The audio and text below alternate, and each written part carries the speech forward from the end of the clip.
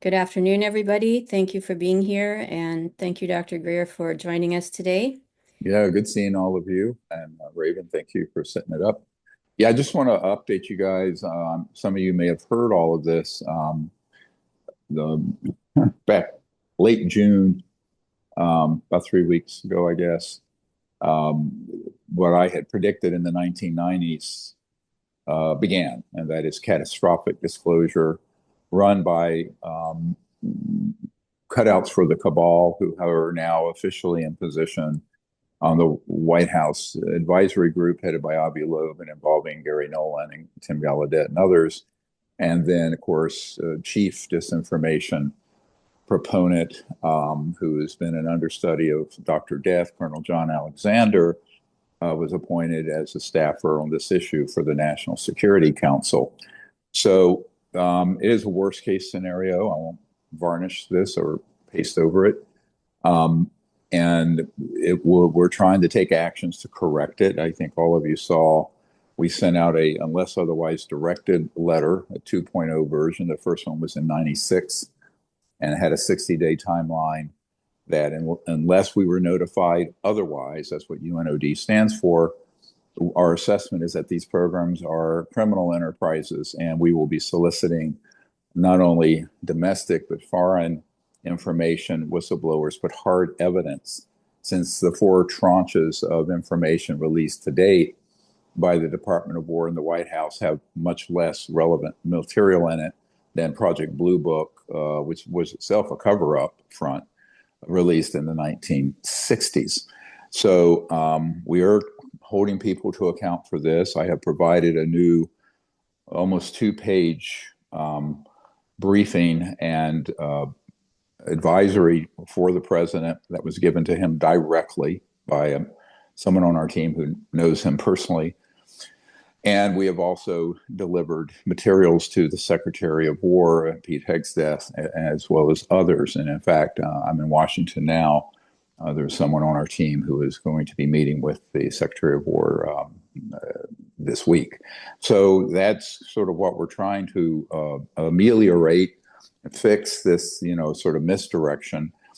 But of course, we're not surprised. I mean, remember in the 1990s, I wrote the paper, When Disclosure Serves Secrecy. And let me explain what that title means. It means when a fake and false disclosure or partial disclosure begins to happen that is spun in the direction of what the covert criminal cabal that's kept this secret since the 40s and 50s have as their agenda. And that is an alien threat, covering up their own misdeeds, covering up the use of advanced reverse engineered man-made technologies and the abductions, mutilations, child trafficking, and other crimes, as well as assassination and so-called wet works, targeted killings of innocent civilians.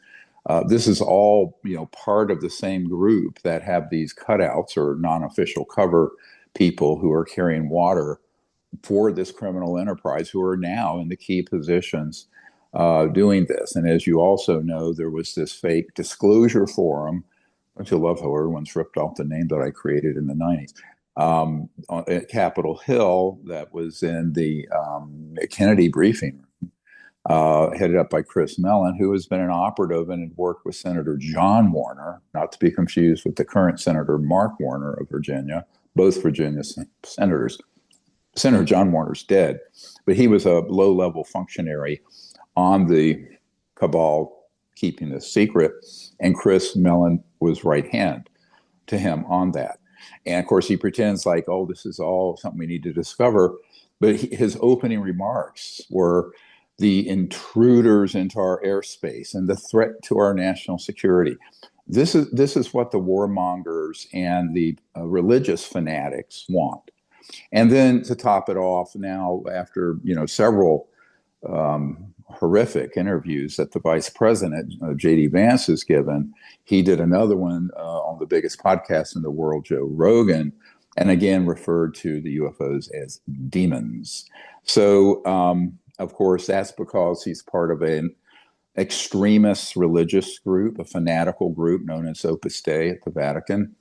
And there are a number of other people who clandestinely are part of that are part of the UFO subculture and are embedded within CIA, FBI, DOD, et cetera.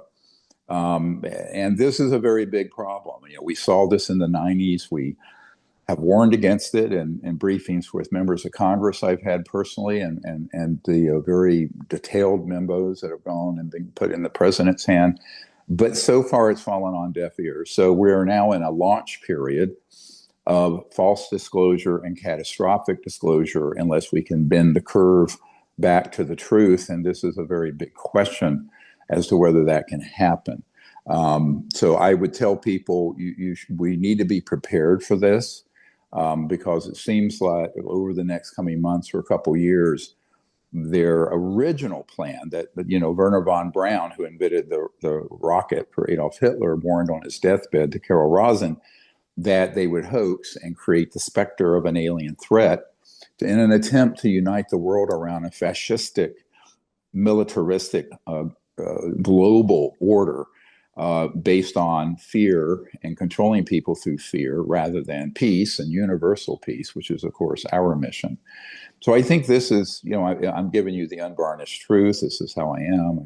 People find it offensive sometimes. I don't care. There's a wonderful old Persian saying, I give you counsel whether, I speak the truth, whether it gives you counsel or offense.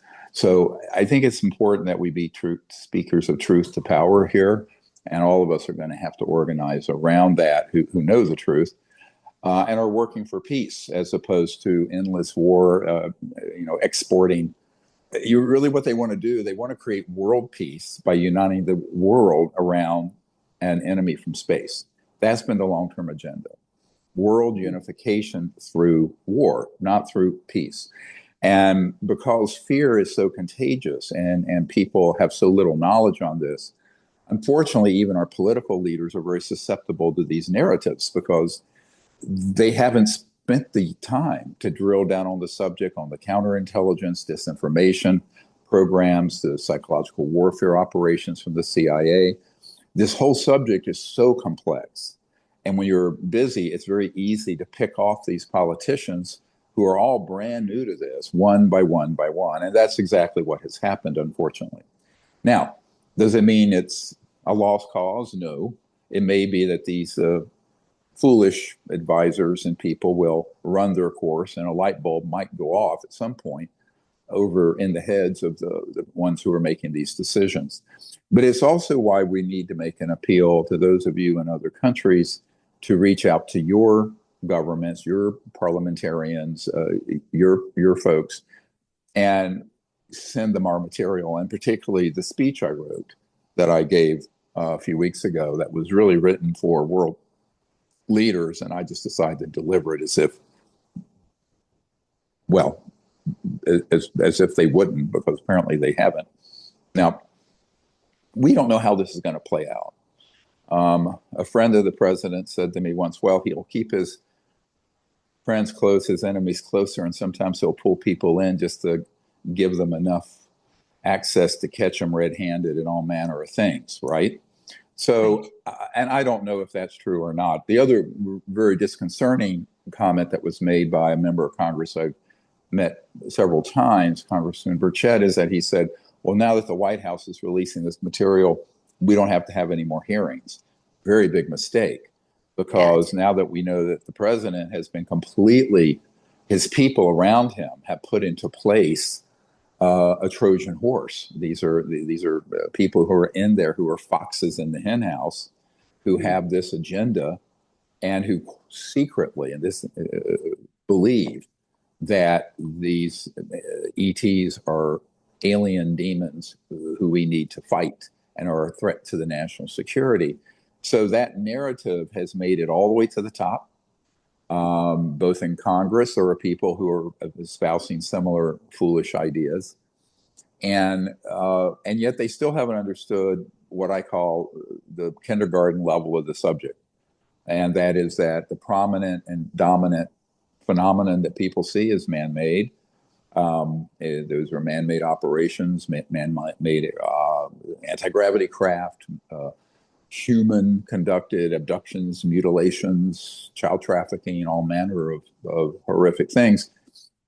And then the things that are from other dimensions, they are confusing with transdimensional physics that ETs use to go from one point in space to another, because when they're not in a solid form and they're going beyond the speed of light, matter, electrons, etc., they're in a energy field that very closely resembles the so-called spirit world or astral world or worlds of light.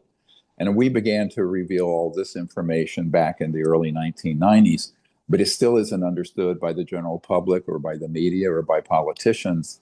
And so they're deliberately being led to think that the ETs are just malevolent spirits from another dimension. Now, one of the things I want to mention, and you can go and look this up with Webster Dictionary online or any definition. Let me define a demon for people. A demon is, and in caps, a non-physical, malevolent, spiritual spirit being. That is the definition. And as Monsignor Balducci kind of joked, but was serious, said in the 1990s when I was with him, and he was the senior theologian to the Pope, and also a demonologist, it turned out, didn't know that initially.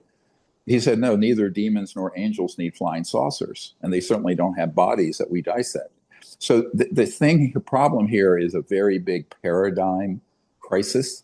It's a crisis in understanding the cosmos and the multidimensional universe and the physics.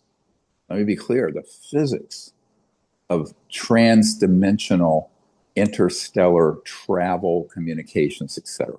Because of the overlap, and this is what we're going to do a lot at Hazy Mountain, up on this mountain outside our home in Charlottesville, Virginia, the Blue Ridge Mountains, on in about a week, on July 24th, is where we're going to go a deep dive into the physics of that and where the overlap is with the science of consciousness, the ancient Vedas that are described in the Vedas, the cities, they're called cities, Siddhis, and also go into the details of how an extraterrestrial being and craft can appear to be something like from another dimension, like a ghost or a spirit, but isn't. It's just in that form until it materializes 3D. Now, the overlap is where you can also have malevolent or benign beings from other dimensions can have an effect in the three-dimensional universe, such as what's been called poltergeist, when a disturbed ghost knocks something off the table or does something like that. And all of this causes so much confusion because religious fanaticism and ignorance has been combined with ufology. And nobody is doing anything discerning and in detail. And I know that sometimes when I try to discuss this with lawyers and politicians and policymakers, their eyes glaze over. It's a bridge too far.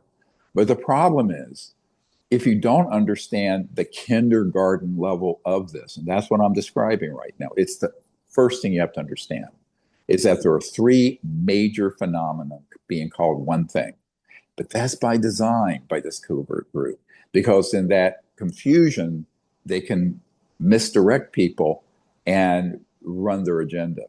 So knowledge is power. That's a great quote from the Vedas.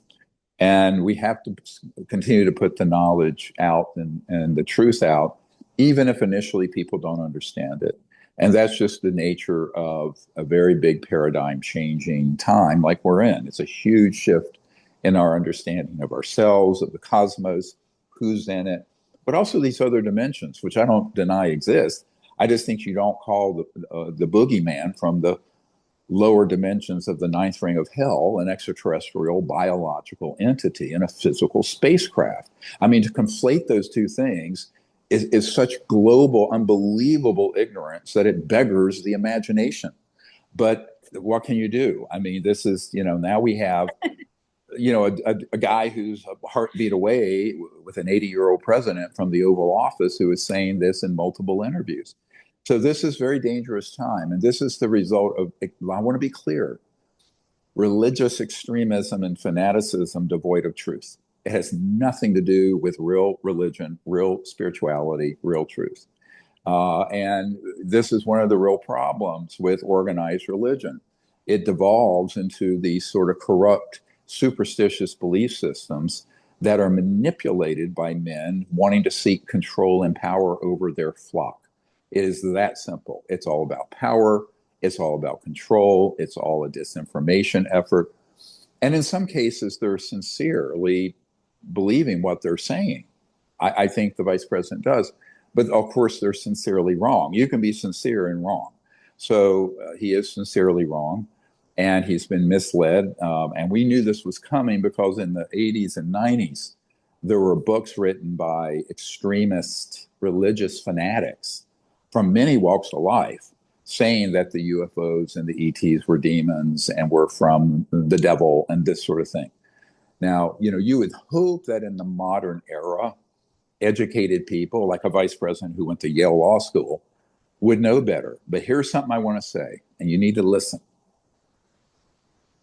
Belief always supersedes and squelches reason and intellect.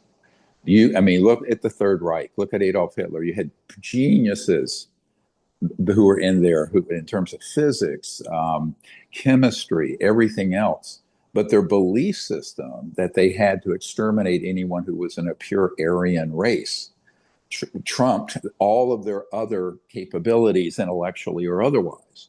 So when you have a false and fanatical, fear-based and hate-based belief system, whether you're a jihadist blowing yourself up in a pizza parlor or whether you're whatever, someone out of the Vatican, it doesn't matter. Fanaticism, religious extremism is always deleterious to the human society. And unfortunately, we have not, childhood Zen ain't over. We're still acting like a bunch of children with this. And I'm a little concerned that humanity is going to have some very tough lessons coming up, right? Because we have failed to apprehend, never mind comprehend, the basics of this issue, even as it's being now officially pushed towards disclosure. So I'm hoping, what I'm saying here, we will put on the internet. Some people find it offensive. I don't mind. If religious extremists who are, filled with hate and violence find something offensive, they can just damn well be offended. But because we don't have time to varnish and gloss over these issues anymore. It's because now it's reached not just a lunatic fringe of ufology and fringe religious fanatics who looked into the issue back in the 80s and 70s and 80s. It's now in the White House. It's now in Congress. It's now, officially out there. So I think we're going to have a very big job in correcting that narrative. And if we don't succeed, I would tell people to be prepared for the worst case scenario. Worst case scenario. And you can leave that to your imagination. So now the solution is really doing what we're doing. The public writing the representatives and the vice president, president, sort of saying, hey, you're going off the rails here and we're watching. Believe me, politicians do listen when they hear enough people saying something. And the other thing we all need to do is CE5 contact. So those of you who can't be in person with us next week and weekend, I hope you can be with us virtually because we need to have, thousands and eventually millions of people in higher consciousness doing CE5 so that this enlightened perspective, almost through non-local osmosis consciousness, the field of consciousness, reaches more and more of the public. Because that's how we can really correct a division that's going sideways onto a correct understanding that can lead to not only world peace, but universal peace and the unification of Earth, but also the unification of Earth with these other planetary civilizations. And that's the era that's coming, right? And I think within the next few hundred to 1,000 years, Earth will be united with every other planet out there that's attained interstellar travel and what have you. But the only way that's going to happen is that we leave our childish tantrums and beliefs behind its childhood's end and become mature denizens of the cosmos and become somewhat, or at least reasonable, if not enlightened. Right now, the things that are going on are not reasonable. They're unenlightened and they're very, very dangerous. And in the 2-page memo that was put in the president's hands, I worded it that way. This is catastrophic. It's very dangerous. It needs to be corrected.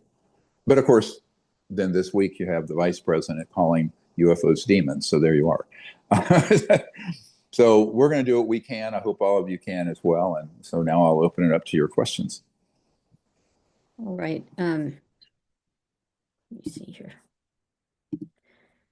So somebody was asking, do you trust Trump with this information and have no fear of what he would do with it? What do you Look, think? I don't trust any politician with anything, left, right, center, socialist, fascist, communist, whatever it may be, because, this is why we have to be the check and balance. Remember, Eisenhower said, only an informed citizenry can prevent the excesses of secrecy and the abuse of power.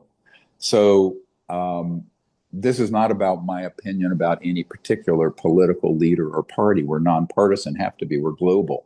But I'm just saying that the people around the president are giving him extremely bad advice. I honestly don't think he knows much about the subject.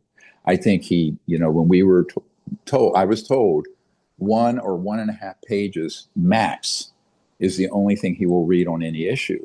So that's why we've had to condense terabytes of information in our archive, which now has AI on it, so you can search it, down to 345 pages, which you can buy online or through our store, a redacted version, down to 1, and then the second one, 1 3/4 pages, because that's the way it is. So I don't think there's a lot of real depth of understanding. I'm not just giving him a mulligan. I just think he really hasn't had time or drilled down on it, and he has delegated it to people who are Trojan horses and chickens, foxes in the hen house. Yeah. And they are foxes in the hen house. And I sort of knew this was a problem back in about 1.5 years ago. I was at Mar-a-Lago and I was speaking to Don Jr. and that young man who was shot in the throat, Charlie Kirk. And Don Jr. was talking about how wonderful Elizondo was in his information. And of course, the senior CIA people I know, one of whom has been there since the late 1970s on this issue, immediately contacted me when Lou Elizondo arose on the scene because Unacknowledged, our movie, hit over 800 million viewers. And he said, this is the guy who is a master, and he said this, master of disinformation and spin, and this is really bad. And so, but I don't think Don Jr. or his father, the president, have any idea who this guy is. And so the problem is there are people who are in key national security positions and on the staff that a president or a congressman doesn't even know that they're a NOC, a non-official cover. And they're operatives for this organization while they will smile and be a villain. So they will present themselves as reasonable, but they're really part of this other earth-ending agenda of fanaticism. So I think this is one of the problems with this, is that who do you trust? I trust very few people, frankly. So when you ask me that question, I'm always aware how easy it is for someone to be misdirected who has very little experience or no experience with the subject and very, very skin deep information. So I think that's a real liability of our system. And there are people who have advised that he should put a team of experts together. Unfortunately, he put a team of experts together who are themselves foxes in the hen house. This whole White House advisory group is chock full of people who are known to be fraudsters or presenting false information or spinning the issue as a national security threat. So now Did the president of the United States know who these people were and appoint them? Certainly not. So there's somebody, and this is why I worded it very specifically, that he is receiving dangerous and extremely bad advice. And there's only so much I can do as a private citizen. I don't have any authority except speaking the truth to the best of my ability. So, next Right. question. Um, so this past April was the 60th anniversary of Australia's very famous mass UFO sighting, the Westfall event. Do Hmm. you have any information if that was actually an ET or a man-made event? I don't. I don't have enough data on it to know, what that was. I mean, by that time, anytime after the late 50s could be either. Now, um, way back then in Australia, it's hard to say. We know that the Pine Gap, Alice Springs facility has been operational for many decades. It's an underground facility. And I have debriefed people who've worked in it. Um, but whether or not those craft were non-human or human, I don't have enough data to say, to be honest. Okay. Why do you think ETs choose some people to heal their injuries? Like, for example, Tyrus, talked about his Yeah, it was funny. injury being healed. And then, what would be the criteria, if any? I suspect it's because they sense that the person was open to that. If you're not open to it, it won't happen. And Hmm. number two, maybe down the road would know about it and be, because remember, they can see into the future. Remember, remote viewing and technologies that augment or assist remote viewing also can see into the future. They may see that an individual may down the line have some ability to help the situation on the planet, on the subject. And by the way, when Tyrus shared that story with me on his podcast, I think it's called Planet Tyrus or something.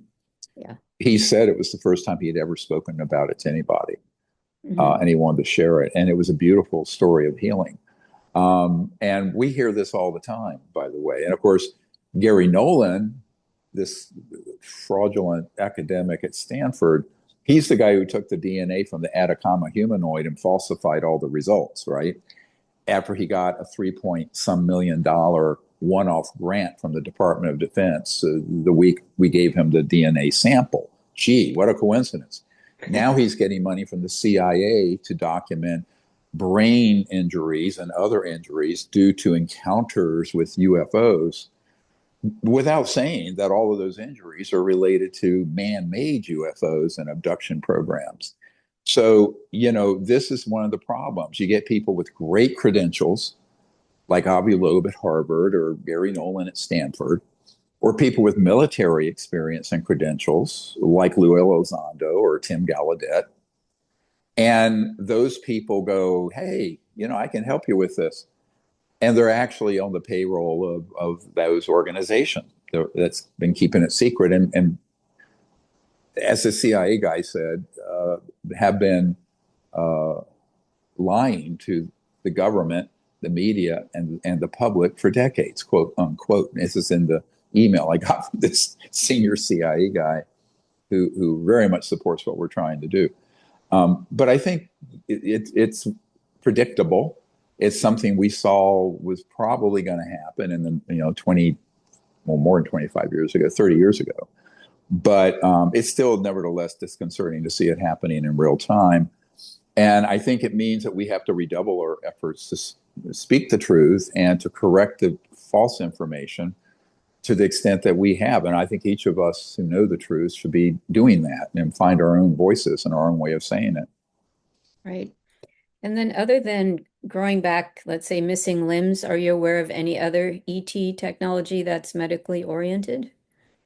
Oh, yeah. I mean, the sort of trans-dimensional physics that go with this, once it's sort of refined, could do, internal surgeries. It could cure certainly cancer and infectious diseases.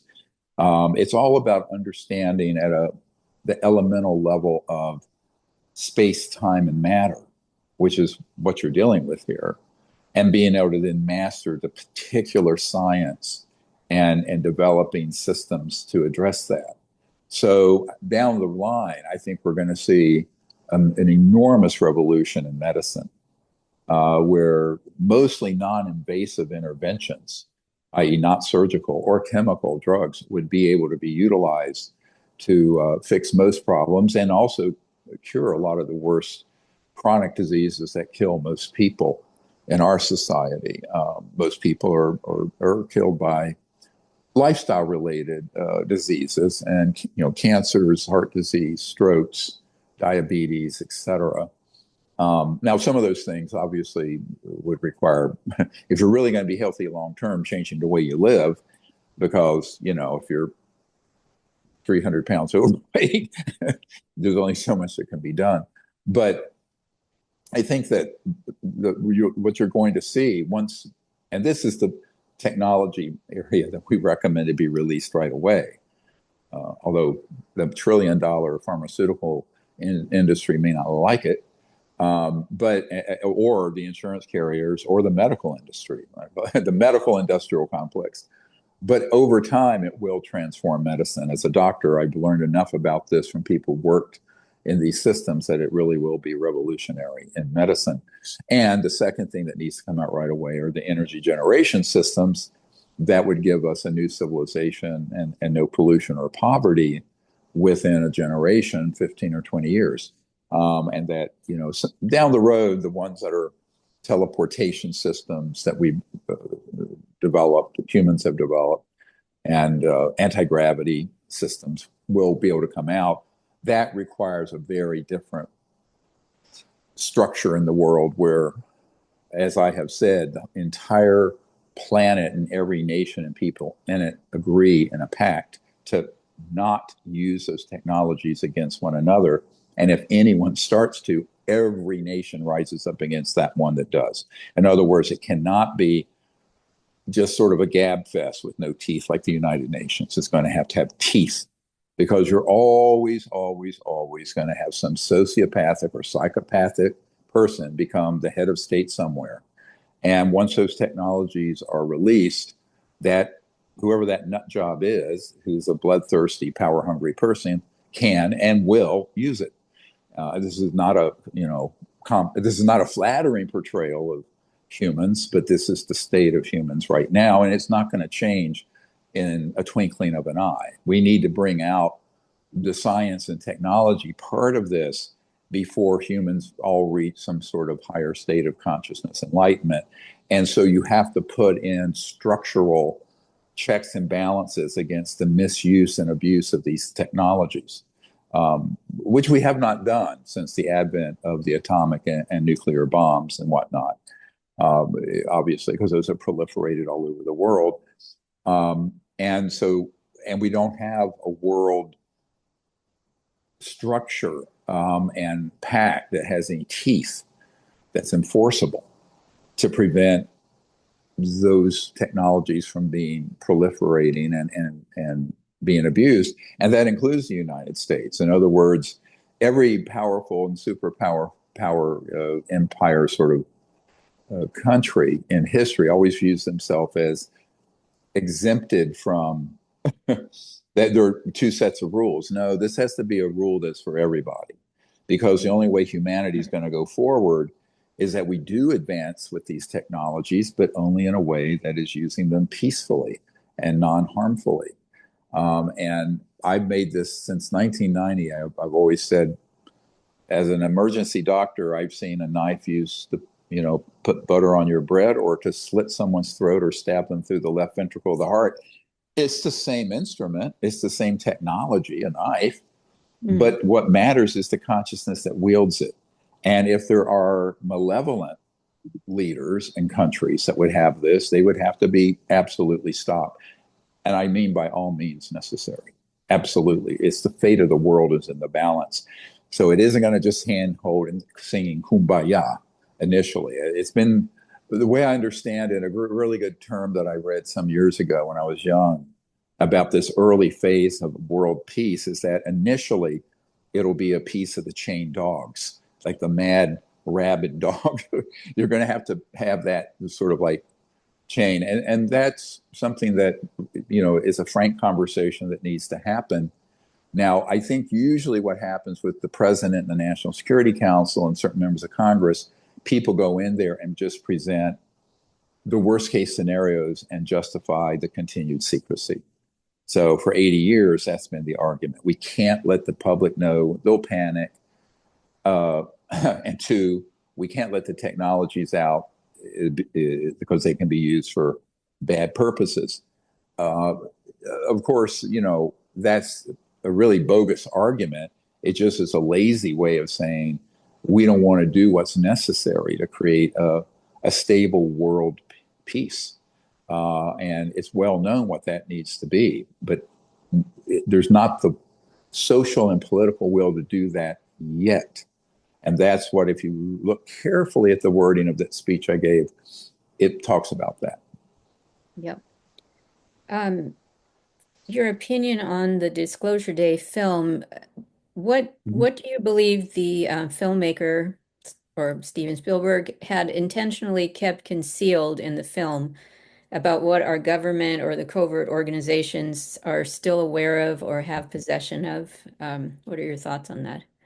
What did Well, I mean, yes, I mean, it's a 2.5 hour Hollywood film and based on fiction, but it's actually a lot of fact. I was surprised how much of what we've disclosed over the years was actually in there. Now, the Mhm. part of it that's very missing and very obvious, but not to most people, is the human technology and the extent to which we have these systems. Because even the psychotronic device, if you've seen the movie, that is used by that evil corporate guy, I forget his name in the movie, to kind of attack people. It showed it as an ET device that they had acquired, not a reverse engineered man-made system. Mhm. And they never showed any of the man-made craft, the man-made operations. And I think it's because Mr. Spielberg knows what side of the bread is buttered on. All right. He has been involved with CIA for some years. I have people who have seen him there at the agency. But at the same time, if he were to put that in there, he would never be able to get the film distributed, right? A Right. filmmaker. So, I mean, it's an example of me getting banned off of Joe Rogan or major news media or, Sean Ryan, because we revealed the human technology and the man-made craft that were being used in criminal operations.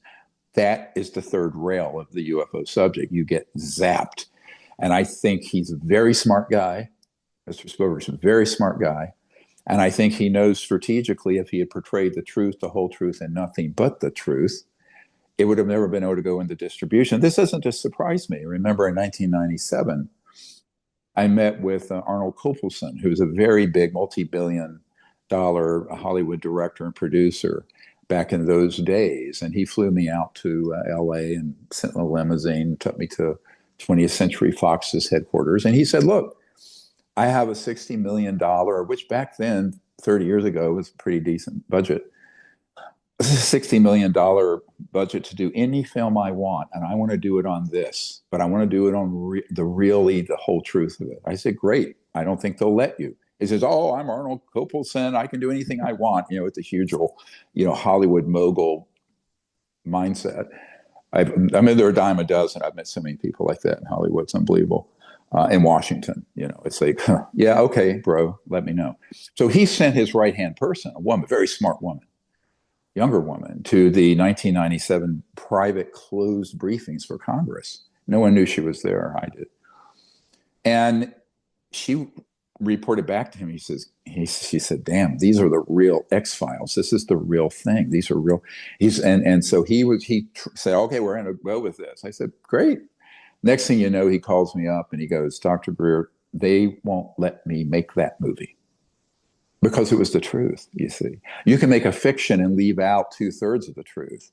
Or you can have charlatans and cover-up artists on Joe Rogan or CNN or Fox News or now Sean Ryan who will tell a false narrative and 10% of the truth. If you speak the truth, the whole truth, and nothing but the truth, you are banned, period. So Mr. Spielberg knows this. And he's smart enough that he wanted to get at least part of this narrative out that was actually showed the ETs as very empathetic and positive, and that these military industrial complex corporate people were the evildoers and this sort of police state tactics they used. So I think that is very good, but I know why he couldn't show the whole truth, because it would never be able to be put into distribution. And he doesn't own all the distribution channels. All right. Right. And I think people don't understand the way power is played on this UFO issue. We do. And this is why it's, every day I get up and go, oh my God, I keep fighting this fight. It's been 36 years.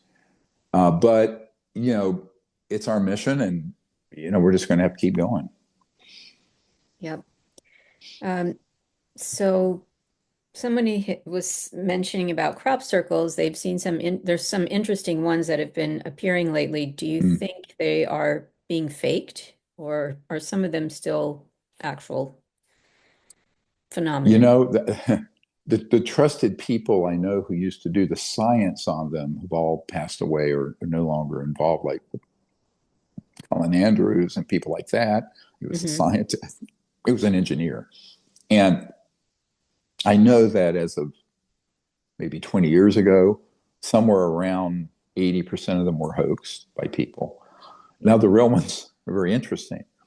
Now, currently, it's not something I have time to drill down on. I have no idea if the ones that are appearing now are hoax ones, just to keep the zeitgeist going, or real. And I don't have anyone right now that I know doing any proper scientific testing on the cellular membranes and the actual uh, plant fiber itself to show whether it was altered electromagnetically and pulled down, or if it was just stomped down. It's a Hmm. very different thing, right? The ones that are real, is think of anti-gravity allowing you to float, but switch it where you augment the gravitational field and it literally pulls the crop down. That's how the real ones are made. Yep. So think about that. Now, to my knowledge, if there is someone over in the UK or elsewhere doing that kind of research, I don't know who they are. Maybe someone out there does, but the ones who were doing it in the 80s and 90s, I knew very, very well, and we're very close friends. Right. Thank you. Um, there is a person that's living in Canada that wants to write their political representatives at the Mm-hmm. federal level. Mm-hmm. What would you suggest as far as how much detail should go into the letter? You know, it's not keep their attention and not, make it too long. Yeah. Well, use my address that I did to the world. It's up on our website. It's in our archive as a template, and just say that you're, a constituent, and this needs to be looked at by the Canadian government and dealt with in a serious way, and then warn them of the pitfalls of the disinformation that they might encounter, and then refer them to us, because I'm happy. I mean, I go all over the world and I've met with ministers of defense and people in government all over, from Australia to Canada to Europe and around. So, and I think just, the shorter and more succinct it is, the better. But if you look at what we've already generated, you can use that as a sort of template. But always say that you are a constituent. Right. Right. Do you think Trump has changed since he was shot? Is he like scared now to do anything too drastic or? Well, sure. You don't go through those sort of things without having some element of PTSD or, sort of traumatic response. I think the bigger problem is there is fear all through the system, because I know the people in it at a deep national security level that are on our side of this, about what this organization that have these superior technologies could do, might do, will do.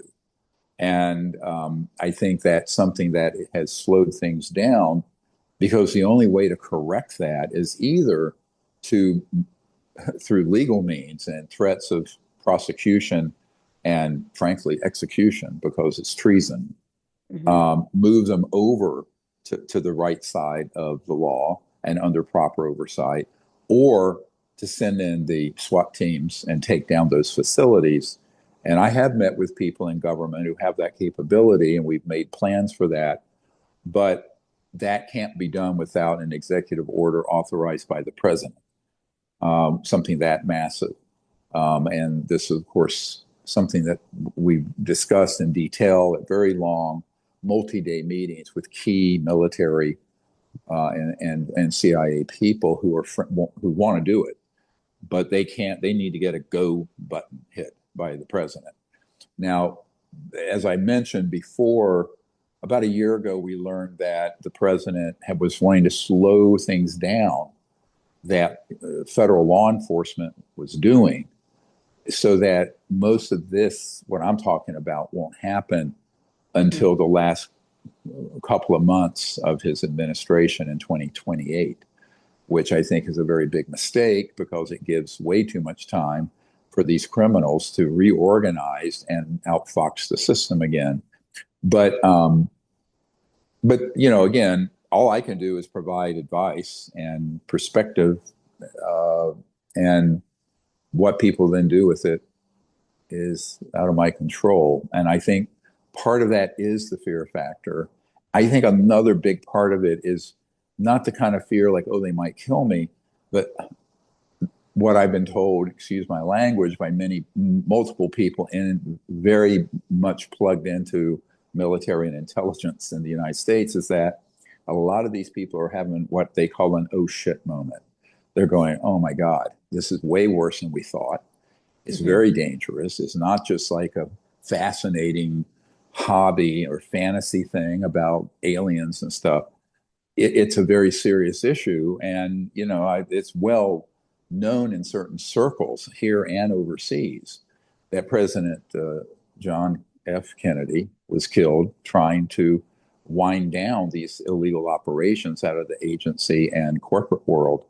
And there's no doubt that that's why they killed him. It's no doubt that's why they killed a year earlier Marilyn Monroe, because she was going to hold a press conference to tell the whole world about what the president had told her during their relationship, their tryst.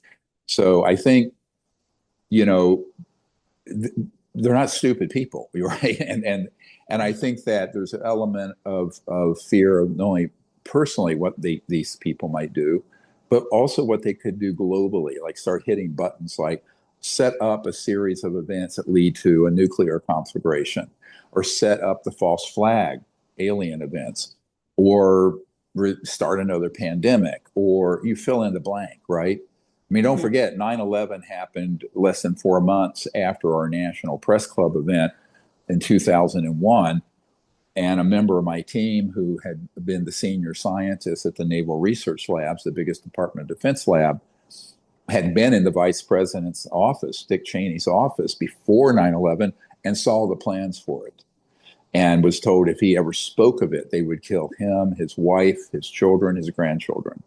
That is true. So I think that there's a concern that this cabal, which is it's transnational, it's all over the world, they have so much technology, power, and money that it is intimidating to people in the conventional legal government, which is actually much less powerful technologically than this organization. And I think that even though those groups are very small, if you have a superior technology, it tilts. It's not a. It isn't based on the numbers of troops or the numbers of people. It's what is your technical capability, what is your Hmm. technological and scientific capability. And so, if the group that's the problem we're talking about here has technologies that are several thousand years more advanced than what Mr. Hegstead can deploy, or a B 2 stealth bomber, which is the best conventional weapon the U.S. has. And that's a 40-year-old plane, right? Made by Northrop Grumman. it gives you pause because I saw the palpable fear in Admiral Tom Wilson's eyes when I was briefing him with Hmm. astronaut Edgar Mitchell at the Pentagon over here in 1997, where, at the end of it, I asked him, we need your help to get this group under control. And he just said, oh, no, it's checkmate because the best thing I have is the B-2 stealth. And I have learned and confirmed that that organization have things that can do circles around it. And we're out. And plus he was threatened and was threatened with being demoted and had put into retirement with a one less star on his lapel, which means you take a huge pay cut from your pension. Right. So I think one of the problems is how do you get around that? And this is why I have back channeled to senior people in national security um, and politics as well, what a strategy looks like to get this under control.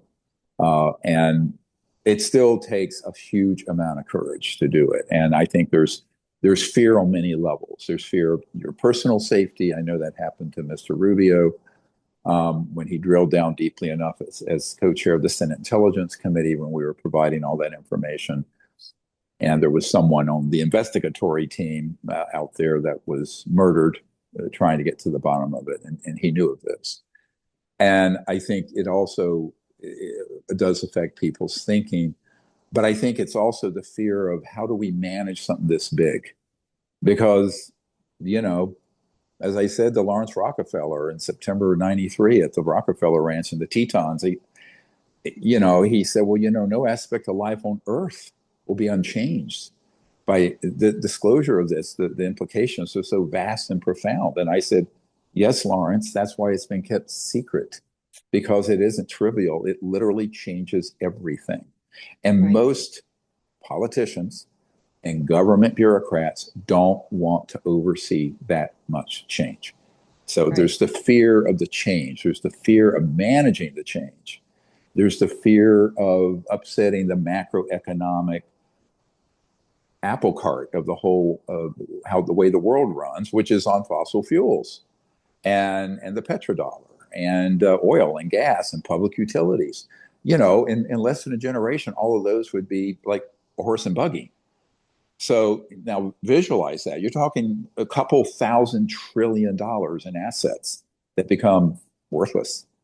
And so it's not, I by no means do I soft pedal this either. I mean, I make it quite clear it comes into the informed consent part of a doctor's ethos is I say, look, this is a big deal, and here's what the implications are. It has to be done. It should have been done when Eisenhower wanted to do it in 1954. But here we sit 72 years later with a dying planet, 8 billion people, half of whom live in unbelievable poverty, and oil war number 81 or whatever it is we're in here now. So it's like at a certain point, where do we get off that merry-go-round and start a new civilization? And as the ET said to Colonel Corso, when he said, what's in it for me? And the ET said, well, a new world if you can take it. A new world if you can take it. So my recommendation to these guys is that we need to learn to take it. We're running out of time not to. And the earth, the wonderful saying, shall cast off her burden.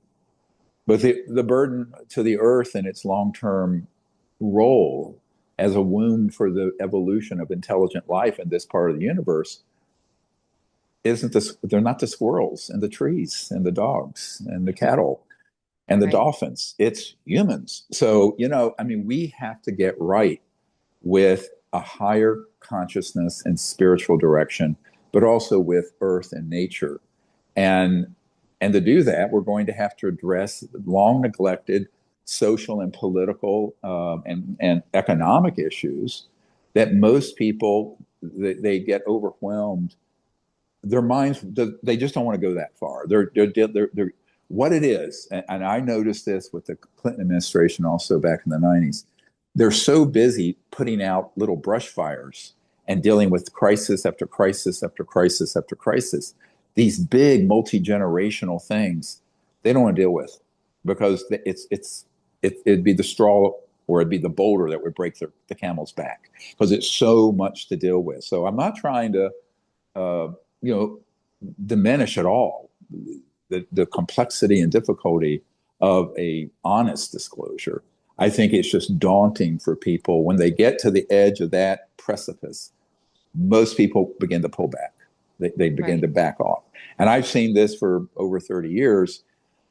And the question is, if that trend continues, then this corrupt cabal that's been keeping this secret will have their way with a disclosure that serves their agenda, and or our whole system will implode, and then there'll have to be an extraterrestrial intervention. But that's the last stop on the algorithm. That's the very. It's like on a code blue, the very last thing you got to do when someone dies. But I think that's the worst case scenario uh, because it, it, humans don't evolve by having someone intervene. We evolve by the school of hard knocks and learning. But just meditate on the fact that we've gone through World War One, World War Two, all the other wars since then, the man-made created pandemic with COVID, 9/11, and we still haven't learned any lessons. 5 million people die every year from air pollution, which is as many people who died in the Holocaust and all of World War II.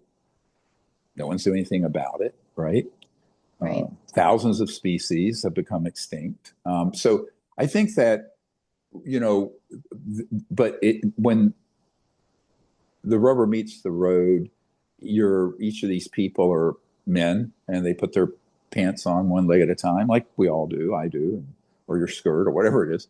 And the problem is they're not, they're very human, as we all are, and you're susceptible to just fear of this big of a change. I mean, even if you're willing to accept you might get assassinated trying to do something like this, then there's this let's say you succeed, and then what? Now you're trying to manage the biggest change in human civilization in recorded human history. Yeah. Think about it. That's what we're talking about. So I know the inertia of the system is not to change, is to keep the status quo the status quo.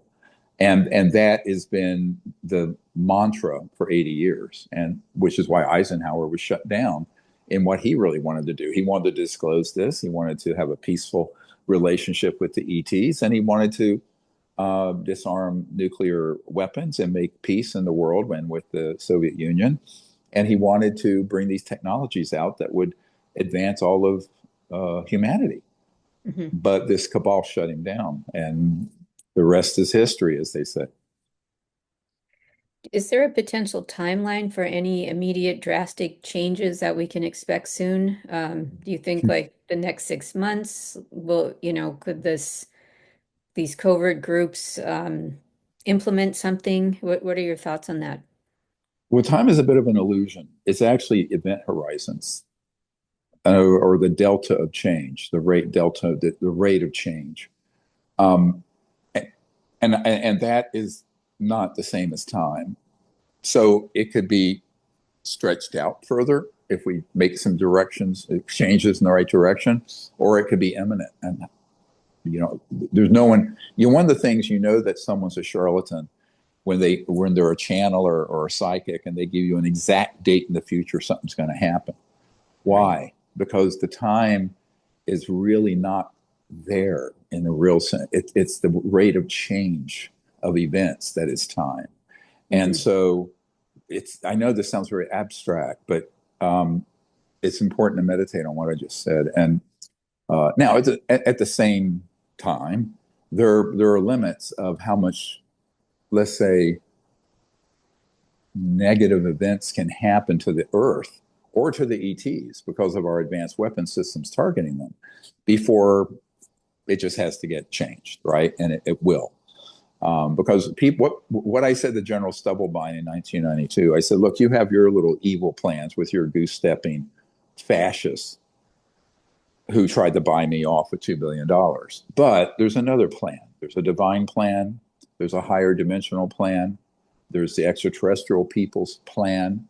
And there's the Earth herself, which is a conscious living being, but not human, who has her mission. to preserve life and to be a place of evolution and enlightenment in this part of the universe. All Hmm. of those plans at some point will kick in. But it'd be better if humans used their free will and synced up with the divine plan, the Earth's consciousness, what the ETs see can happen, and create a new world, as this ET recommended to Corso, Colonel Corso. But humans are stubborn, and we tend to not change until it's catastrophic. And so, you know, I think that we all have to hope for the best, plan for the worst. That's, as an emergency doctor, every time I heard something major was coming, I said, well, we better, we're going to hope for the best. We're going to plan for the worst. So we're ready, to deal with a multi-system trauma from 10 people all at once or something. So I think that that's what you do. And so I think a wise person at this time in history will hope for the best, but they'll make contingency plans for worst case scenarios. Just like you would if you lived in an earthquake zone or a hurricane zone or anything else, right? I mean, unless Right. you're an idiot, I mean, you make plans, you have contingencies, and you know, I'm not trying to be apocalyptic. I'm just saying it's common sense to, uh, hope things turn out, but then have contingencies if they don't, right? Sure, sure. Yeah. Is it possible an EMP, like some mass coronal ejection from the sun, could disable some of the space-based weapon systems? Well, sure, it would shut down all those systems most likely. Depends on the strength of it, and it depends on to what extent they've been shielded from such electromagnetic wave coronal ejection. And there are probably very classified systems that are pretty hardened for Hmm. that. But generally speaking, your average power grid and transformer and all that, could be very much disrupted. Um, and that's another issue, is that the boogosphere seems to have been activated, all those boogospheres, because they're sensing something, and I think it has to do with geophysical or some kind of event like that they're sensing, which of course they date back from the time of the last ice age, which was induced by the end of the last ice age, which was induced by a comet hitting or coming close and causing all kinds of global geophysical earth changes. So I would say the early warning system has already gone up, and that's how I view the boogosphere activations, honestly. Hmm. Um, and I think Jaime Maussan and others in Mexico who have looked at that think that's the case too. I explained that at the National Auditorium. 8,000 people were there in March when you and I were down there, Raven. And I Yep. think that's really what it's trying. They're trying to say, because these are unmanned sensor devices that are very sophisticated and are anti-gravity, free energy, blah, blah. But it isn't like they've been there for 12,500 years and just the hell of it became very active all over, Right. right? Now Yeah. there's Why something, now? It's they have sensed something. They have sensed something that is changing or is imminent. And hmm. I think that's it's a bit ominous, actually. And I think I have made that clear to, I took Congressman Burleson down there last June, about a year ago, and I discussed this with him. Um, so that's, I mean, that's my hypothesis about Hmm. why the boogospheres have become activated. We're about out of time, but one last question. Sure. Yep. What This is kind of a fun one. What do you think the ETs live on as far as like nutrition, or do they eat? I mean, Oh yeah. I mean, well, of course. I mean, look at humans. You have vegans and you have carnivores. You have everything. And if you look at how many hundreds of species there are that have been involved with the Earth, um, they're going to have all evolved under different planetary and environmental circumstances. So I don't think there's any kind of like one thing, one size fits all. I'm sure it's all varied. I have never really drilled down on it that much. I do know that once you reach a certain level, if you read an autobiography of a yogi Hmm. by Paramahansa Yogananda, you'll see that there have been enlightened masters in the past that could just live on the air, breatharians, or could just Right. live on water, and then convert everything to what they needed through consciousness. So I think it really varies all over the universe, and I think one should expect that kind of diversity and variety based on the planet of origin, the environmental conditions, the genetic predispositions and evolutionary track from which they came. I mean, Hmm. we're descendants of monkeys, and we're 98% identical to chimpanzees and great apes, especially guys like me that are muscly and hairy. No So comment. my best friend from college calls me a big ape. She always calls me a big ape, but Right. guilty as charged. I'm a big ape. So, but I think, you would expect that, and I think it also evolves. I think as a species evolves, uh, and evolves in their environment, becomes purer, their consciousness is higher, they become more and more rarefied in what they eat and how they live and what they consume. And I think that's also something that is a natural evolution of a species. Yeah. Um, and I think eventually, for example, um, humans will evolve to being more, if not exclusively, vegetarian, but not vegan, because vegan is frankly not particularly healthy unless we evolve to where we don't need certain lipids and whatnot. But but I think that would be the trend over time. Hmm. Um, and I think other planetary civilizations, when they go through, if you look at my chart of, from a level 0 where we are up to a level 10, it would greatly evolve through that same uh, phenotype or genetic lineage Hmm. over centuries and thousands of years and millions of years. Um, so I think that's something that is natural. It's an evolutionary course. And that's why when I look at when people ask me that question, I think it's just, I know my answer is always too complicated, but it's because it is. I mean, it's nuanced. And of course, there have been all these jokes on the internet. There was some ET they captured that turned out loved strawberry yogurt or something, and then this becomes well, all aliens eat strawberry yogurt. I mean, that's kind of craziness in the UFO world, but which is good for a good laugh. Right. Pour me a stiff bourbon and I'll tell you all these stories. But